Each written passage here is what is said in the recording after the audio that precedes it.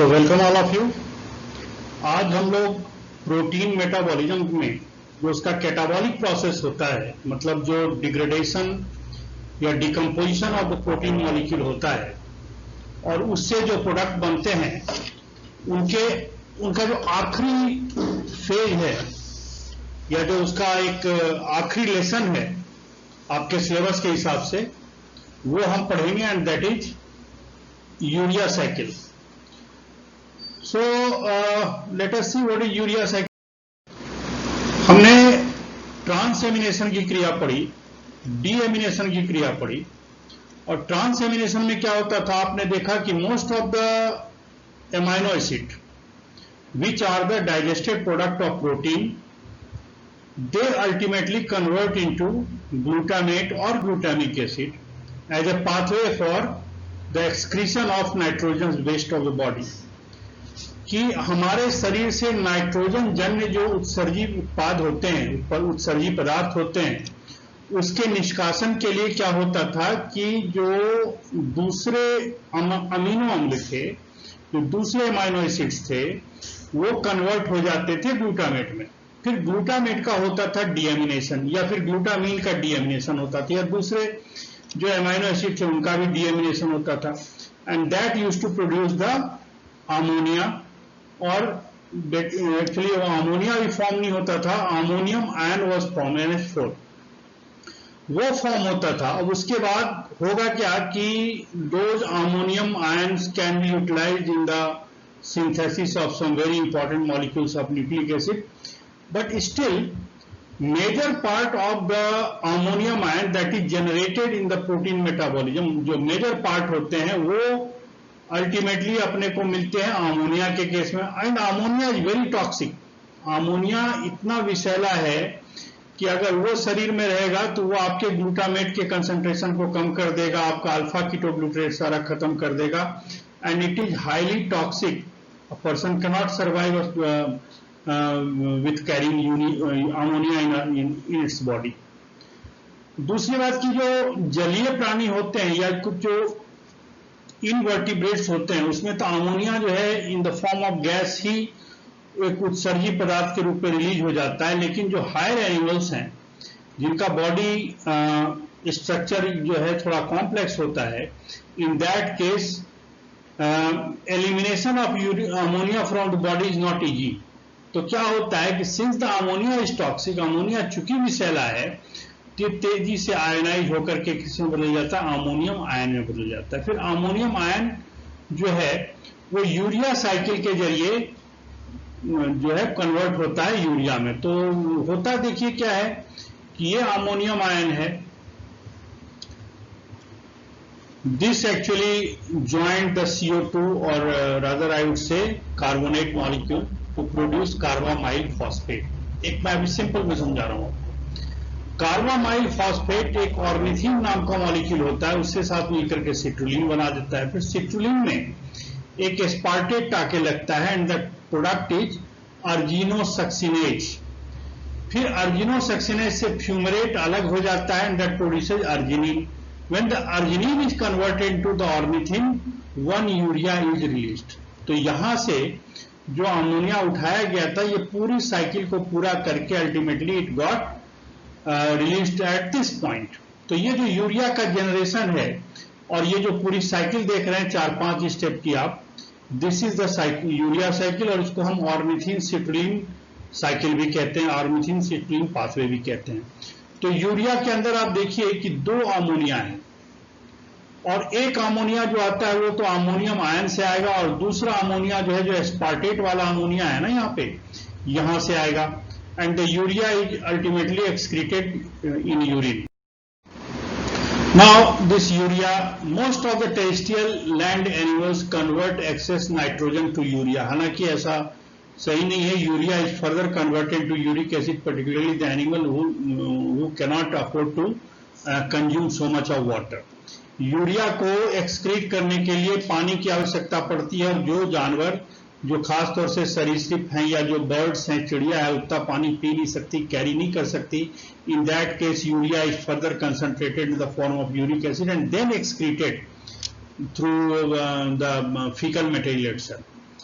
तो आपने, लेकिन फिलहाल जो दूसरे प्राणी है, पर्टिकुलर जो मैमल्स हैं, उनमें जो मेन एक्सक्रीटरी प्रोडक्ट होता है यूरिया होता है. It is less toxic than ammonia. Ammonia से कम टॉक्सिक होता है, फिर भी टॉक्सिक होता है ये. यूरिया का भी लेवल, ब्लड में यूरिया का लेवल एक मात्रा से, एक होम्योस्टैटिक रेंज से आगे नहीं बढ़ना चाहिए. And this process actually takes place in liver. तो ये मैंने बता दिया कि जो 2 नाइट्रोजन एटम यूरिया साइकिल में होते हैं वो आमतौर पर वो कहां से आएंगे, ग्लूटामेट से आएंगे. तो एक तो ग्लूटामेट के डीएमिनेशन से या ग्लूटामीन के डीएमिनेशन से जो ये अमोनिया बना था उसका नाइट्रोजन है, और दूसरा एस्पार्टेट का है, पिछली स्लाइड में मैंने बताया. फिर ammonia and the bicarbonate ion produces carbamoyl phosphate. So this urea cycle में खास बात यह है कि इसका थोड़ा सा part, one of the step of this cycle takes place inside the mitochondria. ये जो ऊपर जो रेड लाइन के ऊपर आप जो देख रहे हो ना, ये प्रोसेस माइटोकॉन्ड्रिया में हो रहा है. बाकी उसके नीचे वाला जो प्रोसेस है वो साइटोसॉल में हो रहा है या साइटोप्लाज्म में हो रहा है. तो आप देखिए कि जो ऑर्निथीन में कार्बामाइल फॉस्फेट लगा था एंड सिट्रुलिन बना, फिर citrulline is release again outside the mitochondria और फिर आगे की साइकिल चली. ये हम discuss. Now the carbamyl phosphatase synthetase, this a very important enzyme, जिसकी वजह से होता है क्या, कार्बामाइल फॉस्फेट बनता है. क्योंकि सबसे पहले जो ये अमोनिया को एक्सेप्ट करने वाला जो मॉलिक्यूल होता है ये कार्बोनिल फॉस्फेट ही होता है, जो कार्बामेट बनाता है और फिर कार्बामाइल फॉस्फेट बनाता है. तो यहां देखिए बाइकार्बोनेट है. बाइकार्बोनेट जो है उसमें एक एटीपी लगेगा, ये बनाएगा carbonyl phosphate. Now this carbonyl phosphate accepts ammonia to produce carbamate. यहां देखिए, यहाँ HCO3 जो था उसमें एक फॉस्फेट लगा, तो फॉस्फेट तो यहां पर आ गया और HC3 आपको ऑक्सीजन दिख रहे हैं. नाउ NH3 लगने के बाद यहां पर ये एक अमोनिया आ गया कार्बामेट, फिर एक एटीपी यहां पर आके और लगेगा. 1 more ATP would be consumed here to produce the carbamyl phosphate, this atom. The enzyme is carbamyl phosphate synthetase. Actually 2 or 3 types of carbamyl phosphate synthetase are there, लेकिन अभी हम नहीं जाएंगे. वो भी होता क्या है कि जो कार्बामाइल टाइप 2 होता है वो ग्लूटामीन से हाइड्रोलाइसिस करके अमोनिया निकालता है, और ये एक मल्टी स्टेप प्रोसेस को वो फॉलो करता है. उसको अब आगे पढ़ेंगे. So finally what is happening, this ammonia got actually accepted by the carbonyl phosphate to produce carbamyl phosphate, and the enzyme is carbamyl phosphate synthetase, very important enzyme. Besides that 2 ATP were also consumed, 2 ATP भी consume वहां पे हुए थे. लेकिन दूसरी बात यह है कि ये जो है ये कमिटेड स्टेप है, क्योंकि यहाँ पे ये एटीपी खर्च करके ये रिएक्शन हो रहा है, तो ये रिएक्शन इधर ही जाएगा, ये रिएक्शन कभी वापस नहीं जाएगा. ठीक है. तो और दूसरी बात कि इसका जो फॉर्मेशन होता है, जो कार्बामाइल फॉस्फेट का जो निर्माण होता है, ये निर्माण की जो रेट होता है, उसकी जो गति होती है, उसका भी नियमन होता है कई दूसरे कारक. तो आप देखिए कि वो कारक, एक तो कारक सामने आ गया. देखिए क्या लिखा हुआ है, carbamoyl phosphate synthetase enzyme has an absolute requirement of N allosteric activator. मैंने आपको एलोस्टेरिक एंजाइम्स की बात पहले बताई थी. सपोज करो ये एंजाइम है कोई, अब this is the active site, यहां पर के आकर के उसका कोई सबस्ट्रेट यहां पर लगेगा और फिर ये रिएक्शन करेगा. लेकिन होता क्या है कि इस एंजाइम में इनफैक्ट यहां पर एक दूसरी साइट और होती है जो एलोस्टेरिक साइट होती है. अब ये जैसे कि इस एंजाइम की बात करें तो जो एन एसिटाइल ग्लूटामेट है, जब तक वो इस साइट पर आके नहीं लगेगा तब तक ये एंजाइम काम करेगा नहीं. तो आप देखिए कि the allosteric activator that is an acetyl glutamate, ये फॉर्म कैसे हुआ? ऑब्वियसली सी बात है कि जब ग्लूटामेट लगा हुआ है, so this is the derivative of glutamate. तो ग्लूटामेट ये एंजाइम है, आप कई बार देख चुके हैं अपन उसमें ट्रांसएमिनेशन की क्रिया में, डीएमिनेशन में कई बार इस 5 कार्बन मॉलिक्यूल्स को हमने देखा है. ठीक है, 5 कार्बन एमिनो एसिड है जिसमें एक एसिड इधर और लगता है, 6 कार्बन टोटल होते हैं. अब यहां पर देखिए जो NH3 है ना, जो NH3 की जगह क्या हुआ कि इसका एक बॉन्ड फ्री कर करके अब यहां पर क्या है, एक एसिटाइल ग्रुप लग गया है। Now it is an acetyl glutamate. ये इसका जो फॉर्मेशन होता है, इससे इसका जो निर्माण होता है, इसमें एसिटाइल कोएंजाइम ए की भूमिका होती है। तो आमतौर पर जब भी फ्री एमिनो एसिड होता है या अमोनियम आयन की मात्रा बढ़ जाती है, इन दैट केस ग्लूटामेट से इस एन एसिटाइल ग्लूटामेट का फॉर्मेशन होता है। तो डेरिवेट ये एक ढंग का सिग्नलिंग भी है कि प्रोटीन के ब्रेक डाउन से अगर एक्सेसिव मात्रा में अमीनो अम्ल रिलीज हो गए हैं ब्लड में, and ultimately what will happen, most of the amino acid will get converted to the glutamate. तो अगर ग्लूटामेट की मात्रा ब्लड में बढ़ जाएगी तो ऑब्वियस सी बात है कि एन एसिटाइल ग्लूटामेट भी बढ़ने लग जाएगा, और एन एसिटाइल ग्लूटामेट की मात्रा बढ़ेगी तो क्या होगा, ये यहां पर जा करके इसके एलोस्टेरिक एक्टिवेशन से इस एंजाइम को के एक्टिवेशन को तेज करेगा, इसका जो फंक्शनिंग है इसको इनहेंस करेगा, बढ़ाएगा। मतलब इसकी जो कार्यकी है इसको गति देगा, मतलब उसको एक्टिवेट करेगा, सक्रियता देगा। तो ये एक ढंग का रेगुलेटर भी है, सिग्नलिंग। ठीक है, अब ये देखिए, this is the overall process. So let us see what is happening. यहां देखिए ये ग्लूटामेट है, मैंने कई बार बताया आपको ग्लूटामेट कैसे बना था। यहां पर ट्रांसएमिनेशन हो रहा है जिसमें एक कोई सा एमिनो एसिड था जो कीटो एसिड में बदल गया, और उसने क्या किया, अपना ये एमिनो ग्रुप दे करके ग्लूटामेट बना दिया था। मैं कई बार इस बात को रिपीट कर चुका। Now the process of deamination is happening here. यहां डीएमिनेशन का प्रोसेस हो रहा है जिसमें ग्लूटामेट डिहाइड्रोजनेज, आपको रिएक्शन पता है, हम पढ़ा चुके हैं जब हमने डीएमिनेशन पढ़ा था कि यहां पर ये प्रोसेस जो होता है, दिस इज ये NADP का या NAD का तो रिडक्शन हो रहा है, and this is the process of oxidation. So this is oxidative deamination, जिसके जरिए कि क्या होता है कि NH3 बना। Now this NH3 form, NH3 में बाइकार्बोनेट आयन मिलेगा, और जैसे कि हम पिछले 2 स्लाइडों में बता चुके हैं, 2 ATP would also be required. इससे क्या हुआ, कार्बामाइल फॉस्फेट सिंथेटेज एंजाइम ने ये मॉलिक्यूल बना दिया। नाउ दिस मॉलिक्यूल, ये जो कार्बामाइल फॉस्फेट है, this will join ornithine to produce citrulline. अब देखिए ये ऑर्निथीन की संरचना ऐसी है, यहां पर कार्बोक्सिल है, यहां पर ये अमीनो अम्ल है, यहां पर मिथाइल लगे हुए हैं, और यहां पर अमोनिया लगा हुआ है। इस पे एक कार्बामाइल को, यहां पर जो एंजाइम लगता है उसका नाम है ऑर्निथीन ट्रांस कार्बामाइलेज। ये क्या करेगा, सिट्रुलिन बनाएगा, जिसका स्ट्रक्चर ये है। अब इस सिट्रुलिन का जो स्ट्रक्चर है यहां पर, है ना, इस सिट्रुलिन के स्ट्रक्चर में क्या होता है कि एक एस्पार्टिक एसिड या एस्पार्टेट आके जुड़ता है। अब एस्पार्टेट कहां जुड़ रहा है, तो देखिए यहां तक का जो स्ट्रक्चर है ये फ्री हो जाएगा, एंड दिस ये जो पार्ट है, ये पार्ट आप देखिए यहां है ना, यहां से ये ऑक्सीजन फ्री होगा, ये डबल बॉन्ड यहां से फ्री होगा, और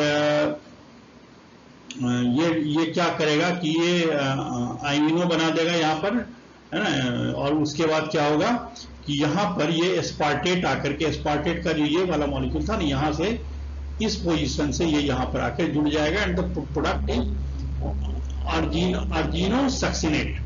यहां जो एंजाइम लगता है उसका नाम है अर्जिनोसक्सिनेट सिंथेटेज। फिर क्या होगा कि ये जो एस्पार्टिक एसिड है, इसी का भाई है एक, जिसको हम फ्यूमरेट कहते हैं, फ्यूमेरिक एसिड कहते हैं।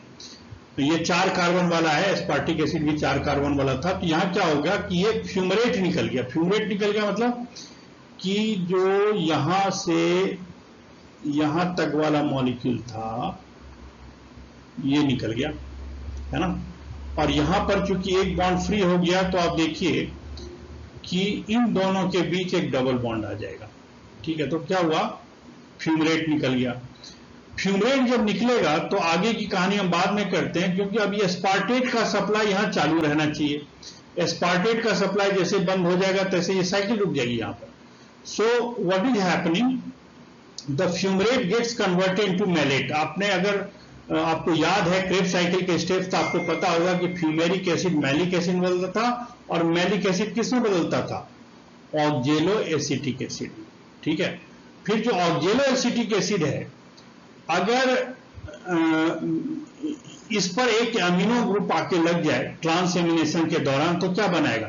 वो अल्टीमेटली एस्पार्टेट बना देगा। ठीक है ना, वो क्या करेगा? एस्पार्टेट बना देगा।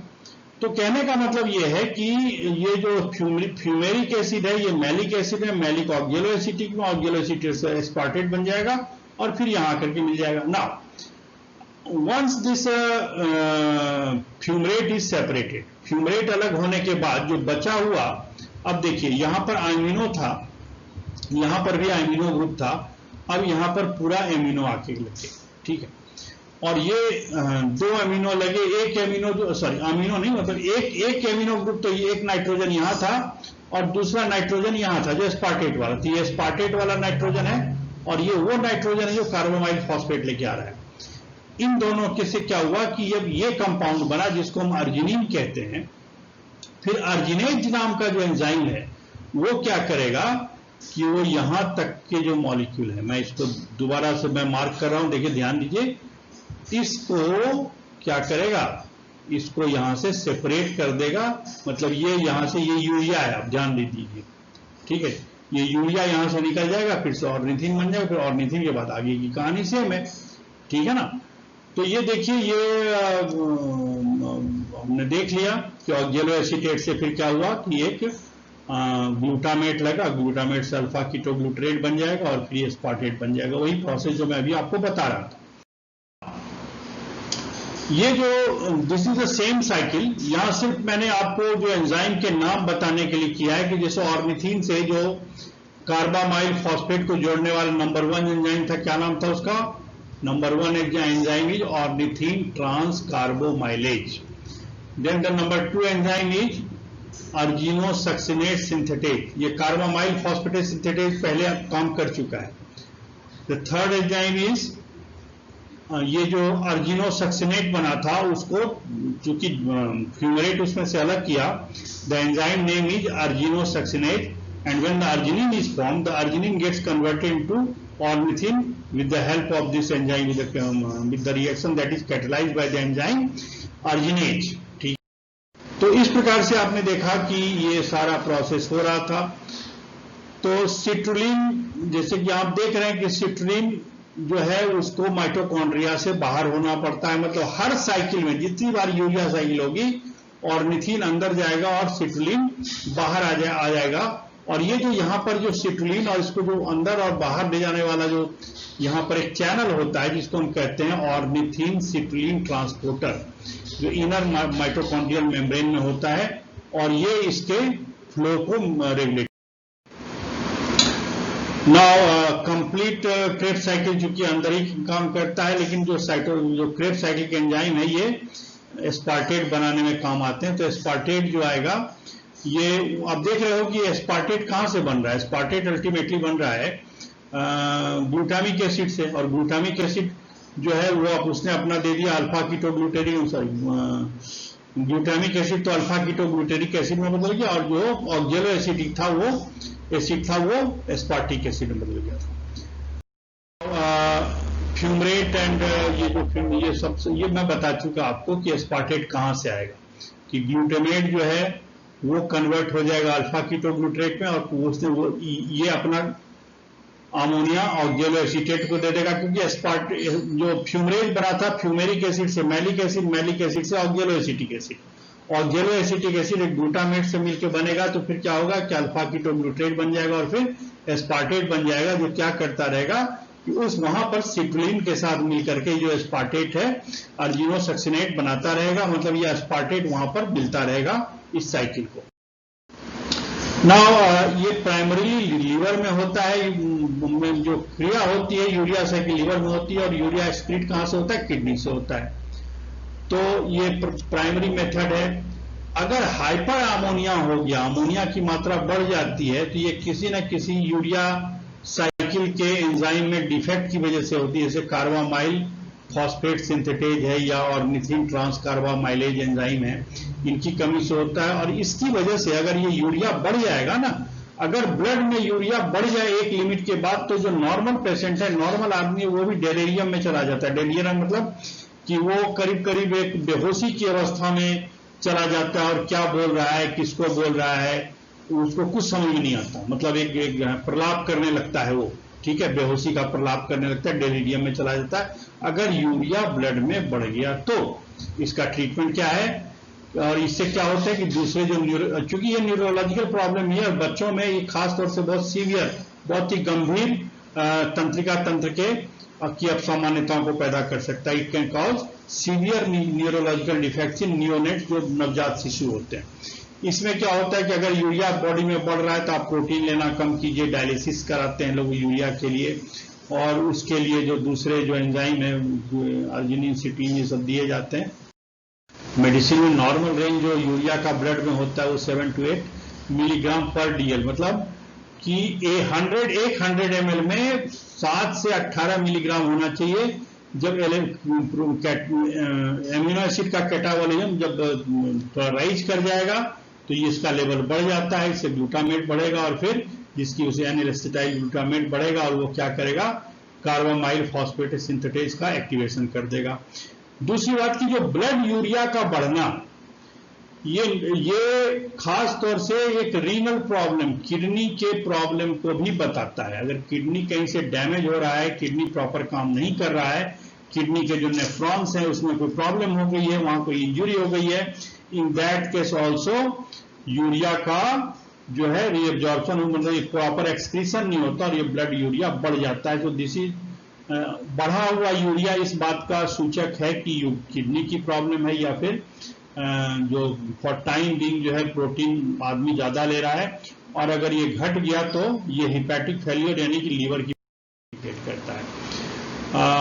ये हेरिडेटरी डेफिशिएंसी भी यूरिया साइकिल की होती है, और अगर टोटल यूरिया साइकिल का है नहीं बॉडी में तो ये लीथल हो सकता है, ठीक है, ये अमोनिया टॉक्सिक हो सकता है, खासतौर से ब्रेन में। अब हम ये देखते हैं इससे क्या होता है कि अगर बर्थ के बाद अगर यूरिया को रेगुलेट नहीं किया गया तो इससे मानसिक मेंटल रिटार्डेशन, मानसिक रूप से विमंदित, मतलब क्या कहिए, मानसिक रूप से विमंदित हो जाएगा बालक, मतलब मानसिक मेंटल ग्रोथ उसका नहीं हो। और ये हाई अमोनिया बढ़ने से क्या होगा कि ग्लूटामिन बनने लग जाएगा, कि glutamate would be converted to glutamine through this reaction, glutamine synthetase से। और अगर ग्लूटामिन बढ़ गया, अगर ये अब सारा ग्लूटामिन ही बन जाएगा तो ग्लूटामेट कम हो जाएगा। ग्लूटामेट हम आपको ये बता दें कि एक क्या कहते हैं, ये न्यूरोट्रांसमीटर भी है। न्यूरोट्रांसमीटर हमने 2 तरह के आपको बताए थे, कभी बताया है पिछले 2-4 इसमें, कि जो न्यूरोट्रांसमीटर क्लासेस में पिछले, कि जो न्यूरोट्रांसमीटर होते हैं, मतलब एक न्यूरॉन से, एक तंत्रिका कोशिका से दूसरे तंत्रिका कोशिका तक जो मैसेज ले जाते हैं वो न्यूरोट्रांसमीटर होते हैं। और वो 2 प्रकार के होते हैं, एक इनहिबिटरी होता है यानी कि अवरोधक होता है, दूसरा एक्साइटेटरी यानी कि उत्तेजक होता है, ठीक है।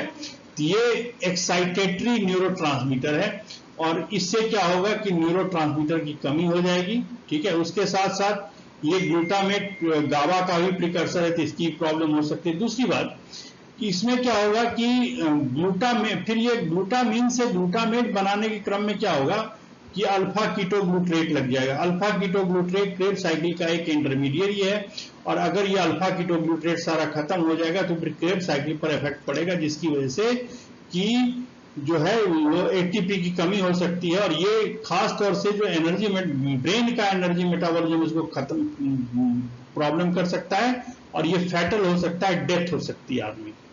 तो मेरे ख्याल से this was the last slide. I am concluding today's lecture. इसको आप देखिएगा, मैं इसका पीपीटी भी भेज दूंगा आपको, ठीक है। कोई सवाल हो तो आप जरूर करें। Thank you.